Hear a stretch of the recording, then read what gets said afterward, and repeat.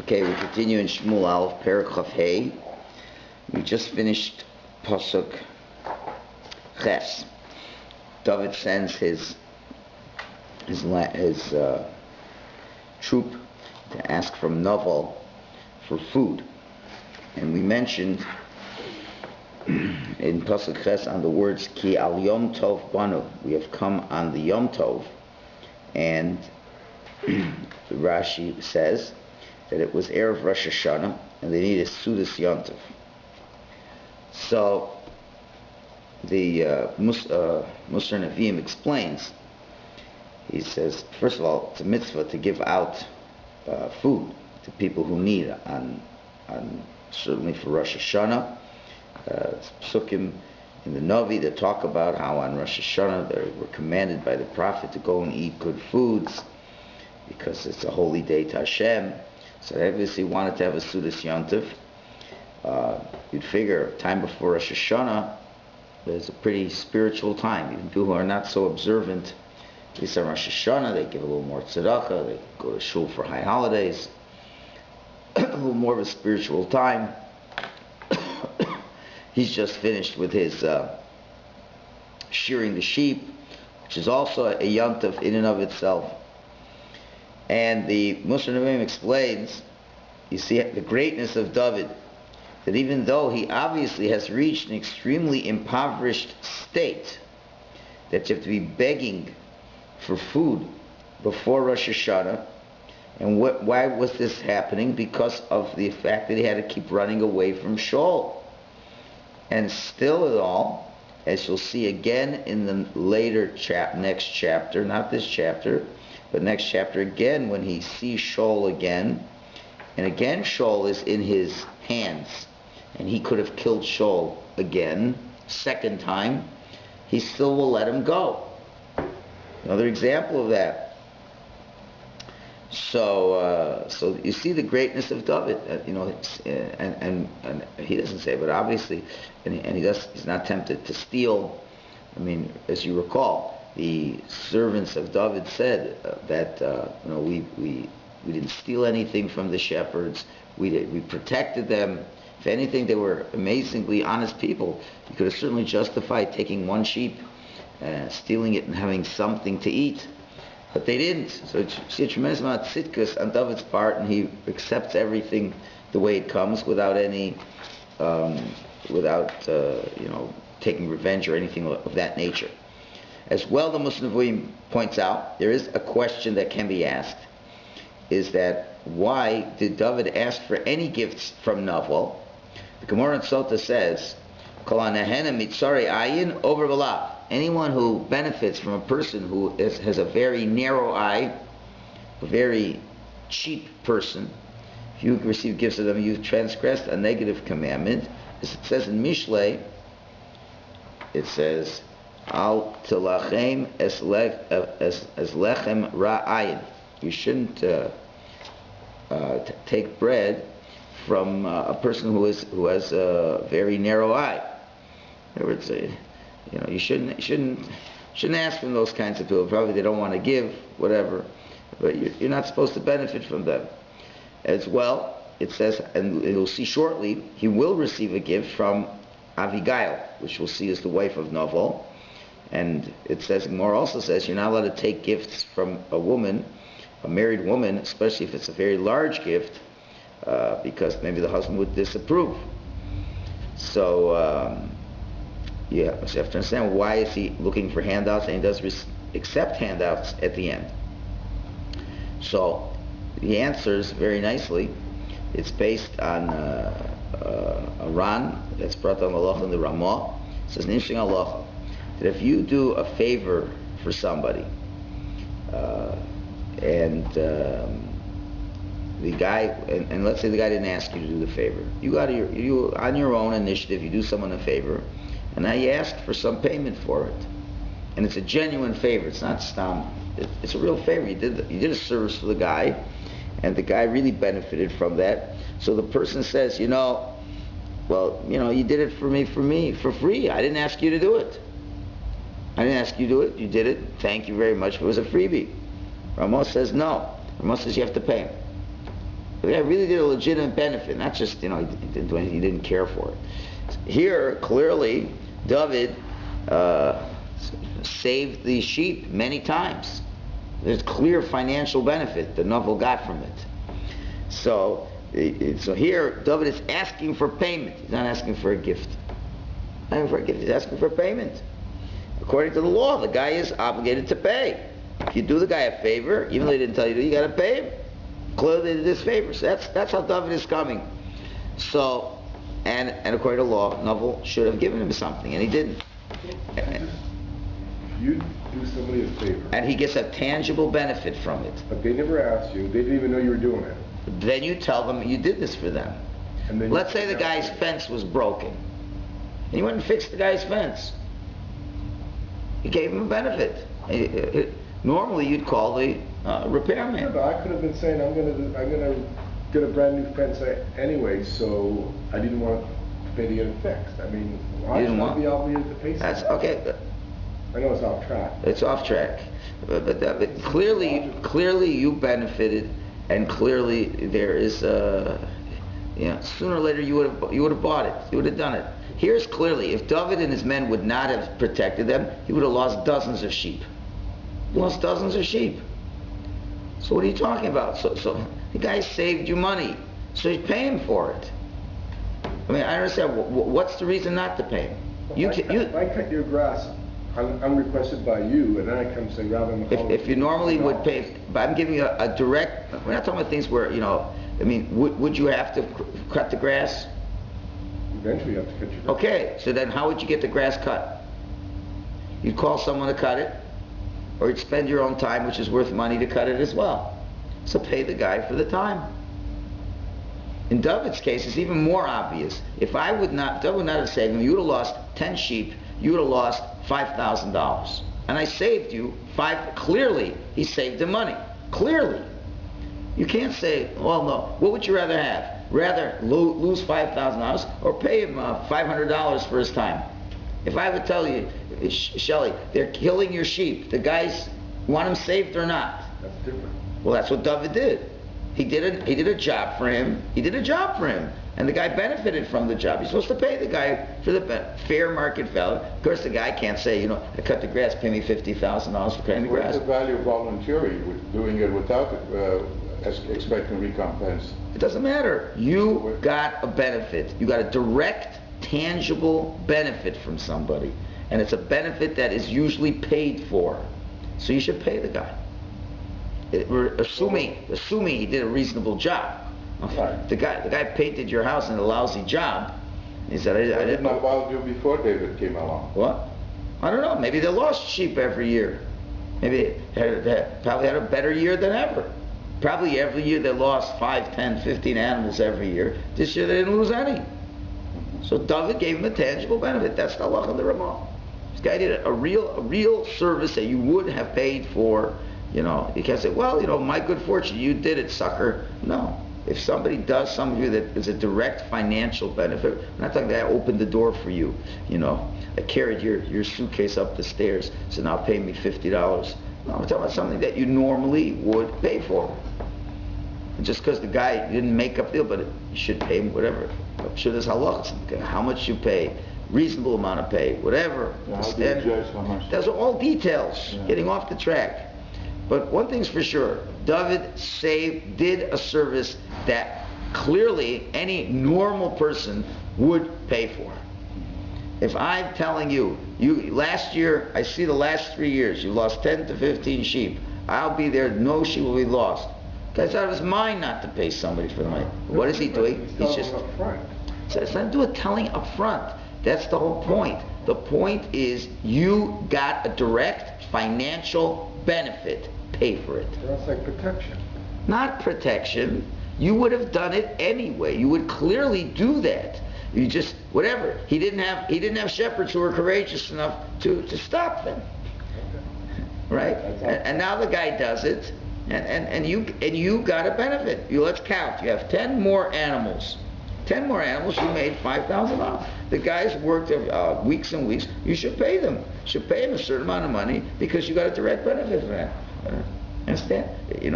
This is the Torah's way of your mind should work. If we're resisting it, that means we have a goyish cup. What does it mean? Because in business, only what you sign on paper, only what you contract to, it's a goyish way of looking at life. That's the problem. Not even sign, but be aware. It doesn't have to do with it. You got a benefit. Yeah. You got a benefit. You can't see it. It is a halachas you're not going to like. There's a concept called zen hena v'zel lo chaser. What if a guy benefits from you and you didn't lose anything? Can you charge him for it? I'm going to say yes. The answer is no.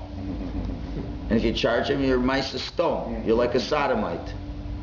Let's say you had an empty house. Let's say you have an empty cottage.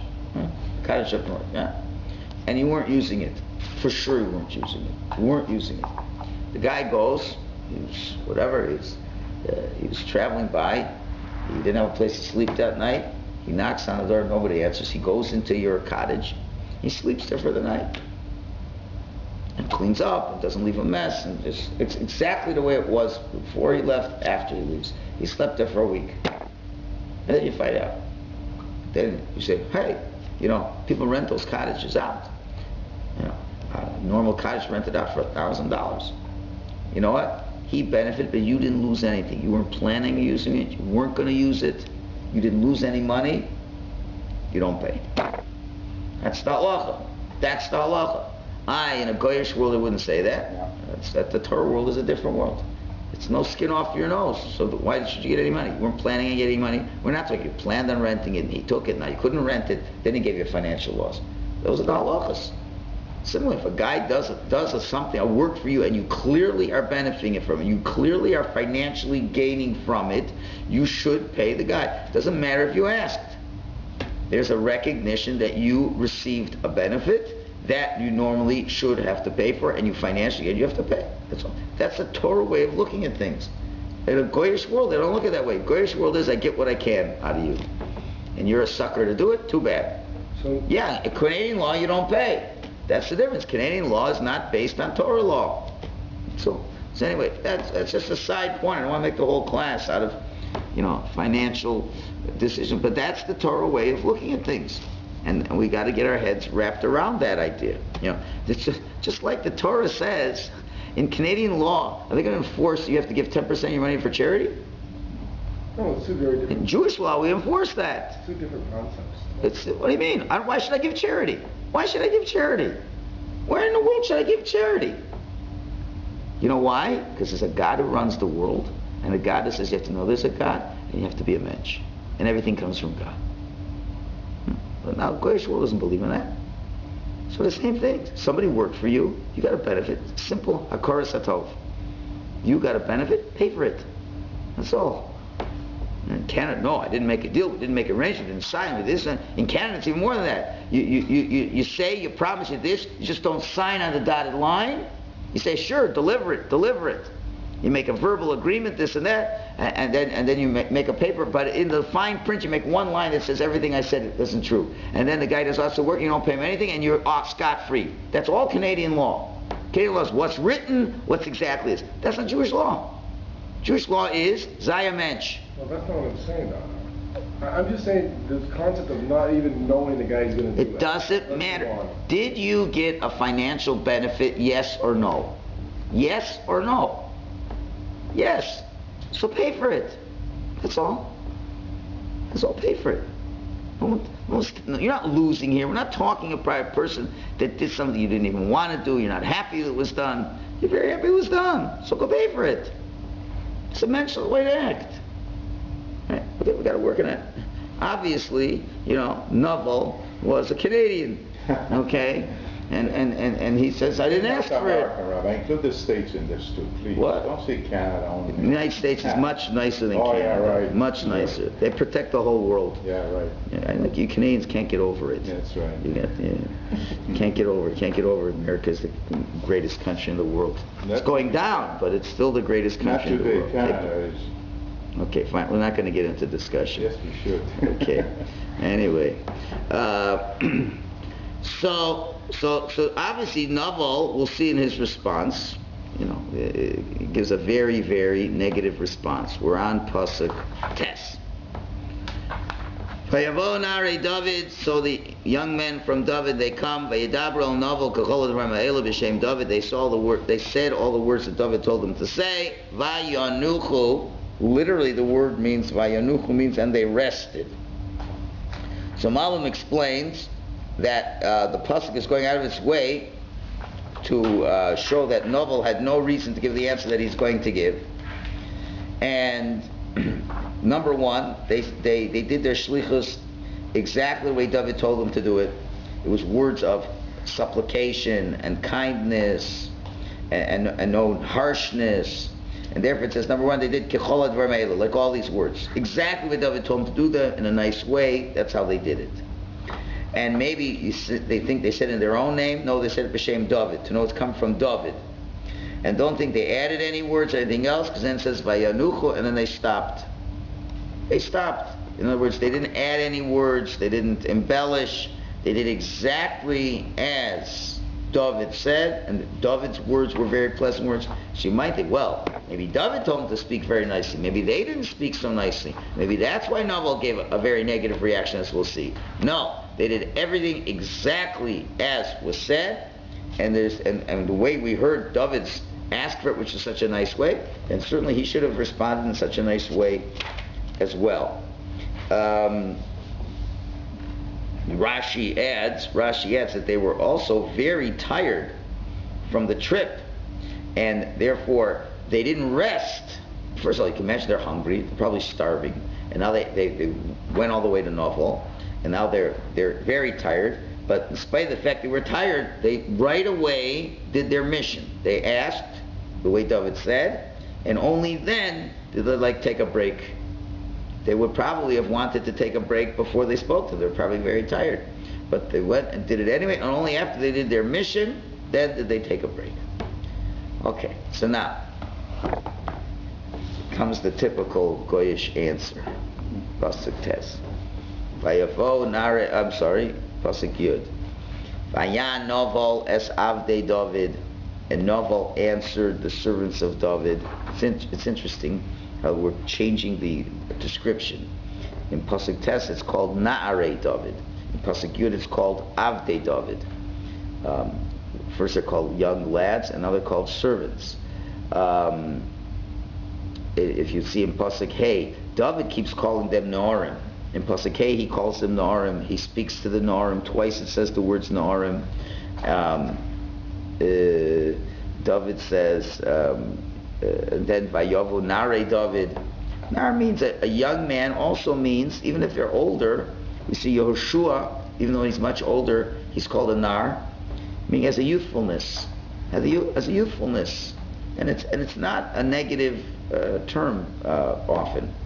Novel, it says, Novel responds to the servants. So it's very more of a negative approach. He's looking at them as servants. Not as youthful, energetic people, but rather as servants. So you notice the subtlety there. So he says, Elav David Yomer, Mi David, we ben Yishai. Who is this David guy? Who is the son of Yishai? Now there's a lot of explanations in the next lines over here. We'll just give you one simple explanation here. He says, Hayom Rabu Avodim Amisportsim, Ish Mipnei Aronov. Today there's a lot of servants that embolden themselves, each one before their master, and they think they're entitled to things that really they're not entitled to. So the Malbim explains, they were saying we're coming on behalf of David. David's a very honorable man. So who's this David guy? Really, they think he's such a chashuv guy? Because you're coming because of David. Imagine if a person knocks on your door and says, Rav Elyashiv sent me to your house to ask for something. Sure, Rav Elyashiv asks, whatever he asks for, I'm going to do. They figured he's saying the name of David Melech, the great warrior for the Jewish people. You see, David went to Nov and asked Achimelech for some bread. He gives him bread, gives him Kol Yasser, gives him whatever he's got. And he's saying, who's this David fellow? You think he's an important guy because he says, in the name of David, now I'm going to jump and do something for you. And his father? Who's his father? Saul used this term, son of Yishai. Remember when he wanted to put him down? Right. Yeah. So he's putting him down. Yeah. Right. And the only way I know about him is because he's going against the king, and he has chutzpah. And this is something, what's going on? It's just new times. People have chutzpah. There's a king. You go rebel against the king. Servants rebel against their masters. Chutzpah guys, you think a bunch of servants, you come to me, ask for food and money? What kind of business is this? Right? Yudal. And I should take my bread, and my water, or my drinks, whatever. Some of course say water was very expensive in that part. It was a desert, whatever. I should give you drinks. That's tipchasi, and the animals I slaughter from my shearing. I should give to people I don't even know where they come from. I should give to perfect strangers. What kind of business is this? Yeah, they're saying, why should I act like a Jew? Give it to a stranger. Again, it's goyish way of thinking. A stranger comes to your door, asks, who are you? I don't know who you are. We're starving. We're hungry. We helped you out all these weeks. I don't know who you are. I have no need to give you anything. That's the basic interpretation. There's some moderate modifications from some of the other commentaries, but that's 1 second. Keep flipping back. Matsudos, I believe, adds a little bit. He said in general there were a lot of people, he felt, there were servants who are getting uppity against their masters, and they think they're greater than their masters. And David thinks he's greater than others, and he can demand gifts like this. Really, David was just following what the Torah says, right? David was learning what the teaching based on the Ramah, and Naval was basing like a goy, learning halacha. So and so the guy's got a feast. He's got, and probably if he's feasting, they're probably eating well. It's not like you're knocking on the door. The guy's got only barely enough bread for himself. The guy was rich. The guy got everything, no skin off his nose. He's just brought in, all the shearings. The wealth is pouring, and he's enjoying the profits right now. It's a tremendous time of joy, and a tremendous amount of wealth. And the Torah Navi doesn't mention anywhere it was a bad year, it was this and that. If anything was better, David was there, probably had a better year than ever. He couldn't believe it was good. So we helped judges give us something. Right? And very, very, not just a no, but an insulting no. So, the Yalkut Shimoni, it says one line that helps clarify a lot, and we'll bring a little bit more. The Yalkut Shimoni, in explaining Novel, says, Omar, he says, Klum boteach ela al shtei tipin shemashku Shmuel. This guy's so confident that people should give him because of the 2 drops of oil that Shmuel put on his forehead. Heichon hu Shmuel v'heichan tapov. Where is Shmuel now, and where are the drops of oil? Right? So obviously people by this time, it was known by certain people that even though it was secretly done, but after Shmuel died, word got out. After Shmuel died, word got out that he had anointed, that's what we mentioned before, that he had anointed David. That's why David had to run away again. So word was out that he had been anointed. So, but there's other Chazal, and if you remember, we said he was from Kolev. So, the different Midrashim say the following. It is too many Midrashim to ignore. It says, "Hu rodev achrei hasrara." Naval was running after power. He was looking for power. V'haya choshev adam elahu, and he didn't consider anybody except himself. He felt he really would be a guy who was in line to become a king. Another Chazal, Naval mishrachas Kolev. Naval came from Kolev. Remember, Kolev was the loyal spy twice for the Jews, and Kolev was able to capture which city, which was given which city? Hebron. And he was a great warrior. It's a very distinguished lineage coming from Kolev. All right? Amar Naval, Ein b'Yisrael ben tovim kamoni. There's no one of the Jews as good as me. So clearly, what Naval felt, delusionally, is that lahavdil, people were suggesting that there was a moment there where Donald Trump felt he could be president, right? Why? Well, because he's a rich guy, rich and powerful. Those are the people who feel that they, obviously, if I'm rich and powerful, it must be I have great leadership qualities. Could be they have, but could be they're just lucky that they're rich and powerful. Anyway, whatever it is, Naval, although he has no spiritual characteristics at all of being a Jewish leader, on the other hand, he felt he was the one who should be the Jewish leader. So therefore, he especially despised David, because he sees that can tell Shaul's on the way down. I guess people who are smart enough realize he's on the way down, and they're figuring take advantage of the situation. Shaul's on the way down. David is despised by Shaul, so let them both knock each other out and let a new candidate emerge to become the king. And Naval felt he was the guy. He felt he was the guy. Although Chazal also say, other midrashim say, why did Naval? We'll see later. He dies. He says because it says why al shahay yado katsar b'mitzvahs. His hand was very short in mitzvahs. He didn't do very many mitzvahs, right? And it's interesting. I have to look further. It says hu Naval, hu Lavan. He is Naval. He is Lavan. Because the same letters of Lavan, Lamed, Beis, Nun, just rearranged them, spells Naval, right? And the Gemara says, this Medrash says, and he even denied HaKadosh Baruch Hu, because he quotes a pasuk in Tehillim that says, Omar Naval belibo ein Elokim. Naval says in his heart, there is no God. He didn't believe in God. Megal Arayas, he was an immoral fellow, Umahar B'avodah Zarah, and would think about idol worship. This is the Naval we're speaking about, this kind of guy. Really bad fellow. And on top of that, and he thinks he should be the king. Right? It's usually the people who are least deserving think they are most deserving, and therefore, as we learned the last Shabbos morning, and those are the ones you're most jealous of, because he really feels that David has the honor that Naval so richly deserves. So he's jealous of him. So now you ask me for a handout too?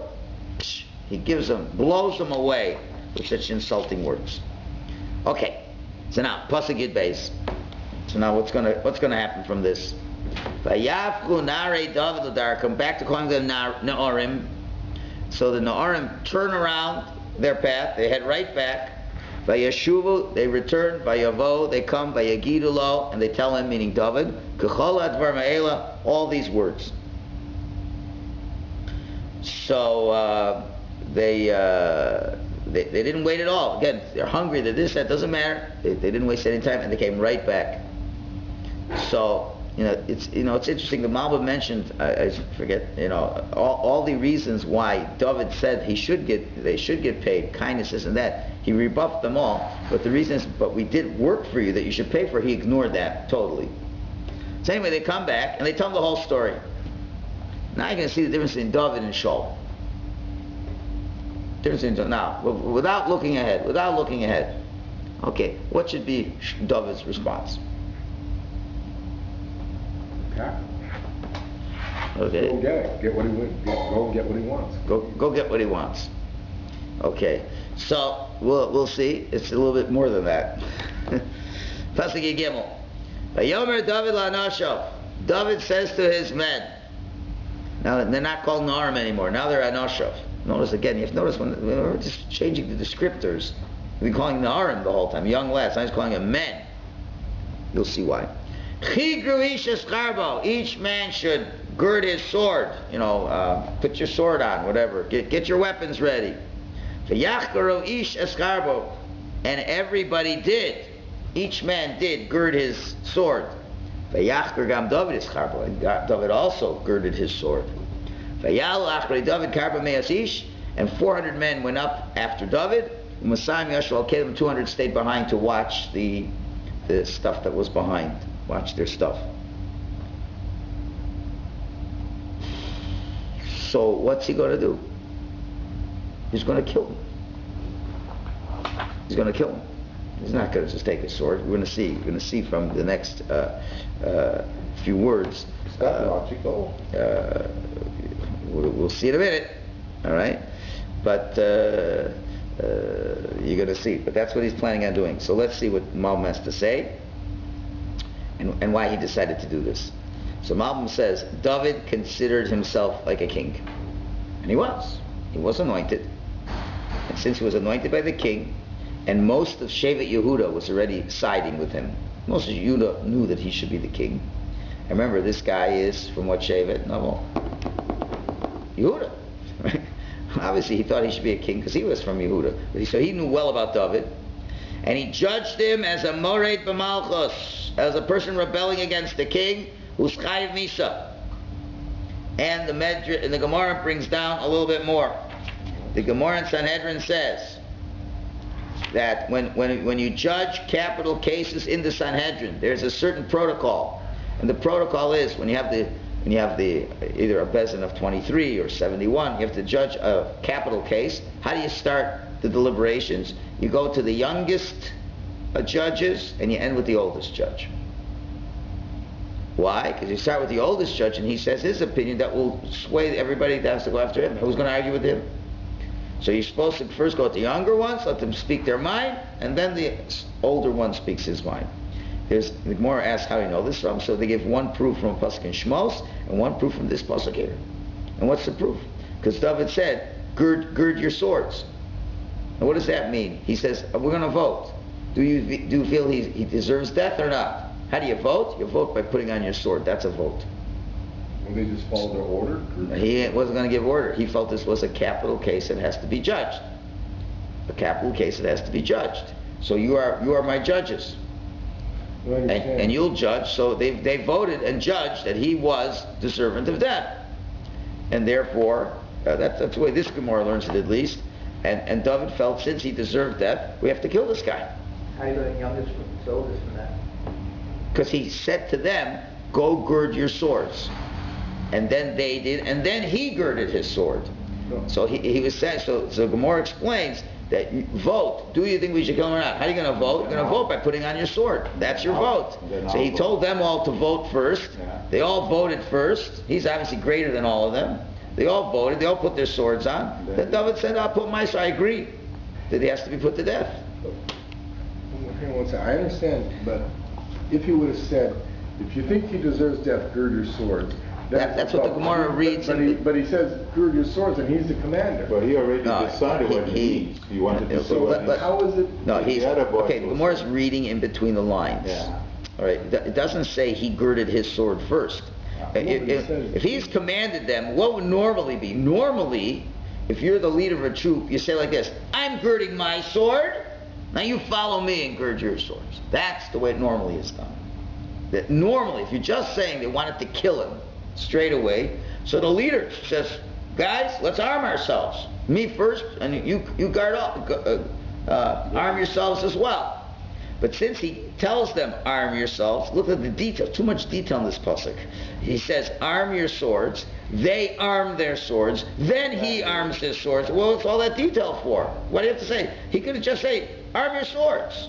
Well, let's arm ourselves. Let's arm ourselves. Yeah, that's it. Why is it saying, you arm yourselves, and it says, and they arm themselves, and then it says, and David armed himself. What do you have to say there? It's way too many words. Therefore, the rabbis understand there's much more in this pasuk than that meets the eye. He's saying we have to judge it. Now, this is extremely interesting. This is a very critical pasuk over here. Why? Because how did we, let's go back, way back, Perek, Yud Gimel. 1 second. Where was this? When they first made Shul the king, what happened? Way back. Whoa. Right? What happened? There were people, after Shaul was anointed, everybody was said he should be the king. And there were these B'nai Belial who spoke very negatively about him, right? Remember? Remember when he was anointed long ago? Yeah, it's going way back. It's going way back. I'm just trying to find exactly where it is. After Yud Beis, he anoints the king, and then right away Shaul is able to get the troops there. There was a test right away, if you recall. Anyway, I can't find it exactly right here. I'm just not finding it right here. It was the end of the days. Remember it?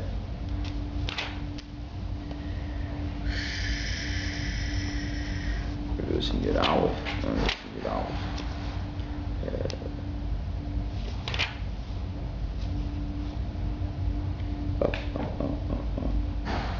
At the end of Yudalf, he gathered the troops, and they fought a war. And in the Perek Yud, when Shaul was made the king, there were people who spoke. Now, there it is. The end of Perek Yud, going way back, the end of Perek Yud, the end of chapter 10. Right? After he was anointed king, there were B'nai Belial, people without a yoke of heaven. They said, who's this guy? And they denigrated him, and they did not give him gifts. And he was silent. And then, in Perek Yud, when he starts his first war, and he defends the people, and he saves them, and now the people say, now we should take care of those people who insulted you and said you were a nobody. You are somebody. And in Perek Yud Aleph, Pasuk Yud Gimel, Shul says no one's going to die today because Hashem did a great miracle for us. And Chazal say this is why he didn't remain as king. Remember we said, Kol Talmid Chacham she'eino nokem v'noter kenochash she'eino Talmid Chacham. A Talmid Chacham who doesn't take revenge and bear a grudge like a snake is not a Talmid Chacham. If you don't act on how you're supposed to act, then you're not acting out of intellect. You're acting out of emotion. Shaul at that time should have said, we got to kill these guys. Right? David HaMelech, at this point, it's really his first real test as being a king. He really is a king. And most of his tribe knows this. People know this. And he says, this guy is not treating me with the right respect. And my judgment call is that he's supposed to be put to death. So it's the exact opposite of the way Shaul acted. Now, of course, David had a different midos. He was red-haired, fiery, passionate, this and that. Wasn't afraid to have a fight, right? Shaul was humble and modest, granted. But you see, it's not coming out of, when he had a chance to kill Shaul, he doesn't kill Shaul. And you understand? He doesn't kill someone who's pursuing, trying to kill him, but yet, because Shaul wasn't doing the kind of crime that David felt was to be killed for. But now when Novel goes and gratuitously insults David HaMelech, that's a gratuitous insult. It's not, he could have just said no. No, it's one thing. Insult me, but you're trying to kill me. He wasn't just standing there. So David gave enough answers about that. David gave enough answers about that. It's not placed. Remember, he had modesty, he had this, he had that. We went through that all while. But the point we're trying to say is, David doesn't act on impulse. Right. David doesn't act on emotion. He says, my intellect says, I'm not supposed to kill him. I'm not supposed to kill him. It's better. There's better. Remember, you're not allowed to kill the guy if there's a way of saving yourself without killing him. And he says there wasn't. Killing the guy because he's insulting him. No, but that's the point. The point is the guy was there are halachas. David is a man of halacha. He follows the halacha. The halacha says if someone's trying to kill you and you have a way to save yourself without having to kill him, you're obliged to do that, as much as you don't want to. And he had a way of saving himself by cutting Shaul's corner of the garment. He saved himself. Clearly, he didn't have to kill him. That's what halacha says. Halacha says if you're a king and someone disgraces you, halacha says you kill him. Not you. Halacha says. Hashem says. Why don't? So Shaul says, I don't want to kill them. Why should I kill him? He says, you're not following halacha. You're following your midos. Your midos. You're a humble guy. You're a humble guy. He said, who am I to follow? The halacha says you got to kill him. Who am I to kill him? So then you're not in control of your intellect. Your emotions are in control of you. David HaMelech, you see already, he had all the reason to want to personally kill Shaul. He said, halacha doesn't allow me to kill him. I'm not going to kill him. But halacha says you do kill a person who insults a king. And I'm a king. And he insulted me. This cannot go by.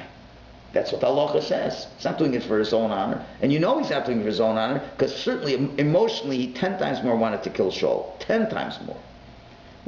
Who's this novel? He was there for a few weeks. He insulted him. Shaul Taka wanted to kill him. But halacha says you can't kill him. You can't kill him. Novel, halacha says you kill him. So you have to kill him. If it's your place to kill him, you have to kill him. That's what he had If to he do. was acting as a king, David, at this stage, why did he demand food from them? Why did he go and ask in such a nice So he way? was being very nice. He's love showed derech And have to eretz. Just service because to him just to- because you're a king doesn't mean you Wow. don't talk with derech eretz. He said, can you do the king a favor? I did this for you. Can you please give me some? He's not even being pushy. No. But fine. But he's acting like a dignified person. Not as a king. No, kings can speak dignified. If a king wants something, he doesn't have to yell and scream the orders. He say, listen, this would be very good for the king. Can you please do this? Saul wouldn't have acted Nothing that wrong. way. He would have. Nothing wrong with saying please, and to be friendly and nice, right? And especially when you're to be a diplomat, because you're be a creep like Naval. So he says, halachas, you have to kill him. So David is showing exactly the right midos in the right place. Tomorrow will be introduced Abigail, the righteous wife of such a wicked person, and how she deals with David. Right.